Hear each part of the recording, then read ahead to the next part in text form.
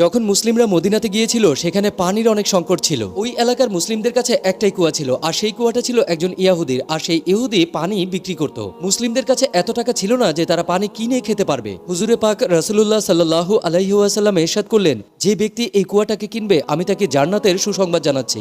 হযরত ওসমান রাদিয়াল্লাহু তাআলা আনহু সেই ইহুদির কাছে গেলেন আর তাকে বললেন, এই কুয়া তুমি আমাকে দিয়ে দাও। কিন্তু সেই ইহুদি কিছুতেই মানছিল না। তখন হযরত ওসমান রাদিয়াল্লাহু তাআলা আনহু বললেন, ঠিক আছে, তুমি আমার কাছ থেকে কিছু টাকা নিয়ে নাও, কিন্তু শর্ত থাকবে একদিন কুয়ার পানি তোমার আর অন্যদিন কুয়ার পানি আমার। ওই ব্যক্তিটা 12,000 দিনার নিয়ে এই প্রস্তাবে রাজি হয়ে যায়। প্রত্যেক দ্বিতীয় দিন যখন হযরত ওসমান রাদিয়াল্লাহু তাআলা আনহু সময় আসতো তখন তিনি মুসলিমদেরকে ফ্রিতে পানি পান করাতেন আর তাদেরকে বলতেন পরের দিনের জন্য পানি সংগ্রহ করে নাও। এতে এমন হতে থাকলো যে ওই ইহুদির কাছে আর কেউ পানি কিনতে যেত না। শেষমেশ আরো 23,000 দিনার নিয়ে ওই ইহুদি হযরত ওসমান রাদিয়াল্লাহু তাআলা আনহুর কাছে ওই পানির কুয়াটা বিক্রি করে যান। তিনি এভাবেই মুসলিমদের বিনা স্বার্থে সাহায্য করেছিলেন। সুবহানাল্লাহ।